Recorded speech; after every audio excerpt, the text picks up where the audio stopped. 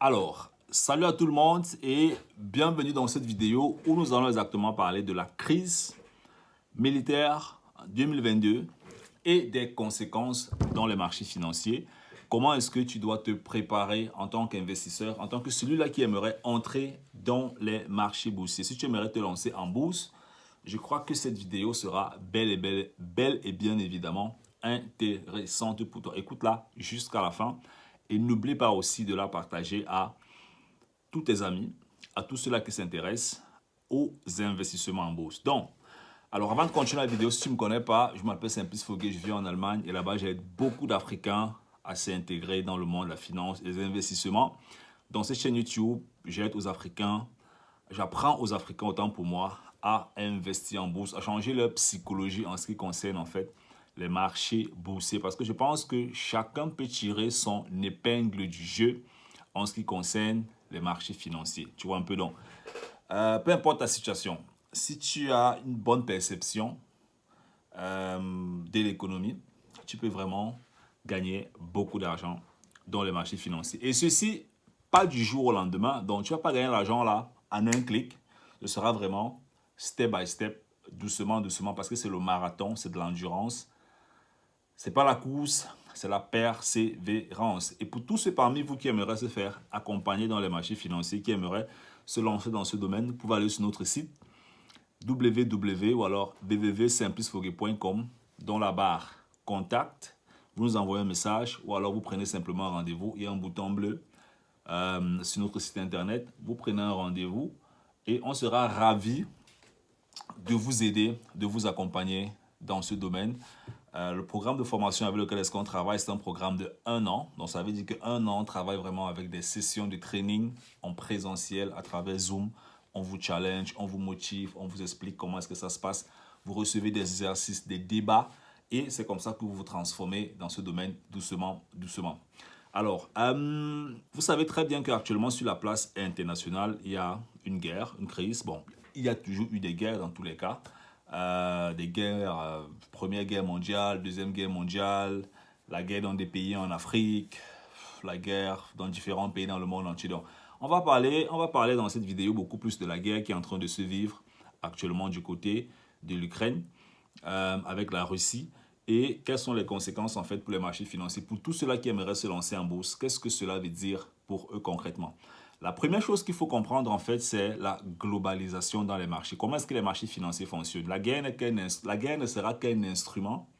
Je vais me répéter. La guerre ne sera qu'un instrument pour enrichir ceux qui auront compris comment la bourse fonctionne ou alors pour appauvrir ceux qui n'auront pas compris comment la bourse fonctionne. La guerre, ce sera juste et rien qu'un instrument. Ça veut dire quoi concrètement? Ça veut dire que ça, c'est la guerre et celui qui n'a pas compris comment utiliser la guerre pour les investissements en bourse ne pourra pas s'en sortir. Pourquoi? Parce que quand il y a une guerre dans l'économie, il y a beaucoup d'entreprises qui sont concernées par cette guerre. Hein. Tu vas voir, il y a des entreprises qui fabriquent des armes et qui sont cotées en bourse. Il y a des entreprises il y a des entreprises secondaires dans le domaine des armes qui sont cotées en bourse. Quand je parle d'entreprises secondaires, je fais ici allusion au processus de création de valeur. Donc ça veut dire que si tu es un entrepreneur, tu sais très bien que pour mettre un produit sur le marché, on parle de l'idée au produit. Et de l'idée au produit, c'est exactement ce qu'on appelle le processus de création de richesse. En allemand, on appelle ça en fait du Wertschöpfungskette. Tu vois un peu? Donc, ça veut concrètement dire qu'on développe un produit depuis l'idée jusqu'au produit, ça va sur le marché. Et dans ce processus-là, que ce soit une voiture, un bic, un habit, un vélo, un bonbon, peu importe, il y a des sous-traitants qui sont concernés. Donc, ça veut dire qu'en ce qui concerne la guerre actuelle, il y a beaucoup de sous-traitants des entreprises qui ne fabriquent pas directement le produit final qui est l'arme, mais qui livrent en fait peut-être les matières premières pour fabriquer les produits qui sont des armes, des munitions et tout, et qui sont cotés en bourse. Donc, ce qui fait que c'est possible que durant ces prochaines périodes, que le cours des actions de ces entreprises-là se voit en train d'augmenter. Parce que du côté de l'Allemagne, par exemple, j'écoutais au journal, c'était avant-hier, je crois bien, ou hier, l'Allemagne a dit qu'il compte ravitailler ou bien envoyer un support en Ukraine, voilà, des armes, des instruments de guerre, pour aider l'Ukraine en fait en ce qui concerne ces situations. Ça veut concrètement dire que pour toi en tant qu'investisseur, une information assez capitale qui se cache derrière cette guerre, au-delà des vies humaines, vraiment, ça nous touche tous, vraiment on va dire, c'est un peu difficile, les vies humaines et tout, mais bon, qu'est-ce que toi et moi on pourra faire? On pourra vraiment, ça fait mal, vraiment, ça fait vraiment mal. Mais au-delà de ça, si tu veux investir en bourse actuellement, l'une des choses que tu dois avoir, c'est l'épargne en fait. Tu dois avoir l'épargne. Pourquoi? Parce qu'il y aura des très très bonnes occasions qui vont venir, ok?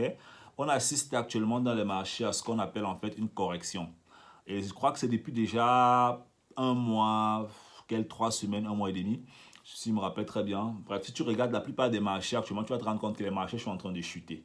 Et puis la guerre qui actuellement va venir faire encore chuter certains produits financiers et aussi augmenter le prix de certains produits financiers dans les marchés boursiers parce que toutes les entreprises qui seront concernées par la globalité qui est en fait de la guerre ne vont pas voir le coût de leur action chuter. Certains vont en sortir avec un gros bénéfice. Je m'explique.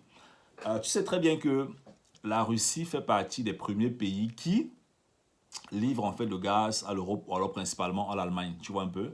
Donc ça veut concrètement dire que actuellement l'Allemagne, j'ai écouté dans un reportage que l'Allemagne était en train de voir déjà comment arrêter son partenariat avec la Russie en ce qui concerne en fait le gaz, l'énergie. Tu vois donc. Ils vont se retourner vers qui? Ils vont se retourner vers d'autres sous-traitants. Donc, si l'Allemagne se retourne en fait vers d'autres sous-traitants, ça veut dire quoi concrètement? Ça veut dire que ce sous-traitant, s'il est coté en bourse, il va gagner un marché. Et parce qu'il va gagner un marché, la bourse, c'est quoi? C'est l'offre et la demande. Si ce sous-traitant gagne le marché, alors c'est possible que le cours de son action en bourse puisse dégringoler ou alors prendre une certaine évolution à la hausse. Et ça, c'est une information qui est vraiment, vraiment importante pour toi en tant qu'investisseur. Donc, si les prochaines périodes, tu veux te lancer, si tu es débutant dans les marchés boursiers, tu ne comprends pas comment ça fonctionne. Parce qu'en bourse, il y a ce qu'on appelle aussi les marchés saisonniers. C'est quoi les marchés saisonniers? Les marchés saisonniers sont des marchés qui ont une répétition selon les 12 mois de l'année. Donc, ça veut dire que tu vas prendre 2005, 2006, 2007, 2008, 2010 jusqu'en 2022. Tu vas te rendre compte que les marchés là se comportent toujours presque de la même façon. Automatiquement, ça te donne directement des instants ou alors des moments, des zones où est-ce que tu peux investir parce que tu analyses en fait la saisonnabilité en fait du marché et ça te permet en fait de pouvoir prendre des décisions d'achat. Si tu viens de l'Afrique et que tu écoutes cette chaîne YouTube, tu sais très bien qu'en Afrique, si tu viens du Cameroun par exemple, on a la saison des pluies, la saison sèche. Voilà, saison de pluie, saison sèche, saison de pluie, saison sèche. Donc on a 4 grandes saisons séparées en 2 grandes, sèches et pluvieuses. Ce qui fait que automatiquement, il y a certains produits que tu vas retrouver à la saison sèche que tu ne vas pas retrouver à la saison pluvieuse. Et ça va se répéter des années en années jusqu'à ce que les gens commencent à produire en contre-saison. Tu vois un peu? C'est quand on commence à produire en contre-saison qu'on peut retrouver les produits de la saison sèche pendant la saison pluvieuse, les produits de la saison pluvieuse pendant la saison sèche. Parce qu'on a produit en contre-saison peut-être ou en grande quantité et ça fait à ce que les produits se retrouvent sur le marché à toutes les saisons. Et ça, dans les marchés boursiers, je crois qu'on appelle ça, je crois que c'est les commodities, un truc comme ça. Un domaine aussi qui est assez intéressant. Donc, l'une des choses fondamentales pour toi, c'est de mobiliser l'épargne. La clé pour réussir en bourse, en dehors de l'éducation, c'est l'épargne. Je vais me reprendre. La clé pour réussir en bourse, en dehors de l'éducation, c'est l'épargne.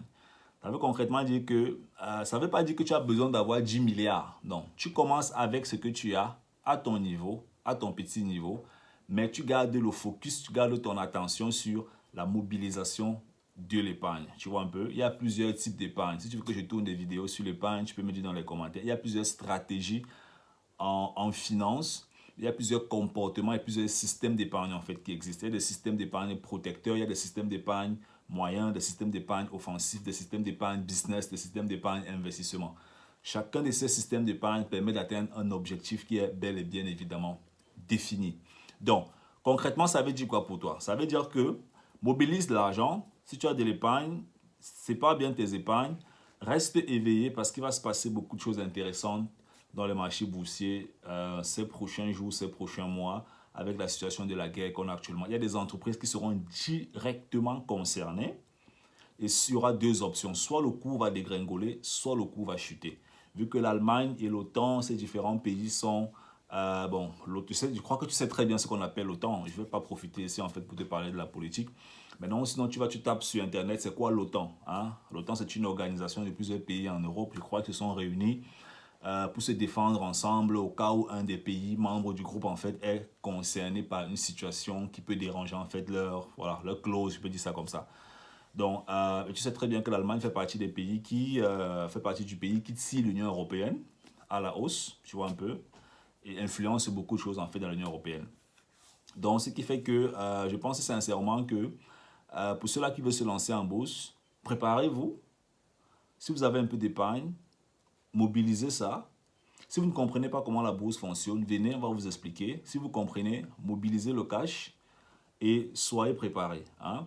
Parce il va se passer de très très bonnes choses. Les prix vont chuter. Déjà même que les prix chutent, avant même d'entrer dans la guerre, les prix avaient déjà commencé à chuter. Les prix avaient commencé à chuter en bourse avant d'entrer dans la guerre. C'est juste que la guerre maintenant peut accélérer le processus en fait. Tu vois un peu parce que il y a beaucoup de mobilisations financières, économiques qui seront déportées. Et vu ce qu'on appelle en fait le processus de création de valeur, ça aura une conséquence vraiment dans différents domaines. Si tu regardes en fait, c'est un produit dans les marchés financiers. Tu vas te rendre compte qu'à chaque fois qu'il y avait les guerres mondiales, certains produits ont complètement chuté. Et après, c'était une dégringolade en fait terrible. Parce que l'économie était en train de se reconstruire. Donc ça veut dire que même du côté de l'Ukraine, si l'Ukraine a des entreprises qui sont cotées en bourse, tu vas voir ces entreprises en train de chuter. La même chose du côté de la Russie. Déjà que je crois que l'Allemagne a bloqué certaines transactions en bourse avec la Russie. Ce qui fait que j'ai écouté l'un des membres en fait du Parlement allemand, assez bien représenté, qui disait que la bourse en Russie a chuté de 30%. Et c'est que je suis en train de faire des recherches aussi dessus. Donc, tu comprends déjà que si on dit 30% de chute et que les entreprises qui ont chuté ont une corrélation avec les entreprises en Allemagne, alors celles-là peuvent aussi chuter parce que c'est l'économie, l'offre et la demande. Et parce que celles-là vont chuter, et les conséquences qui seront de façon directe ou indirecte, alors il faudrait que les entreprises en Allemagne qui ne pourront plus faire des transactions avec la Russie puissent trouver de nouveaux partenaires. C'est l'économie en fait. Ces entreprises trouvent de nouveaux partenaires, ça va prendre un temps. Après, doucement, ça va remonter. Donc, ça veut concrètement dire pour toi que actuellement, si tu as de l'épargne, si tu as du cash, mets le cash de côté, reste observé ou bien reste ouvert, prépare-toi. Il y aura de très bonnes opportunités dans les mois à venir en ce qui concerne en fait les marchés financiers. L'un des secteurs assez intéressants en Allemagne, c'est le secteur du gaz, hein, parce que la Russie fait partie des gros donneurs de gaz à l'Allemagne, tu vois un peu.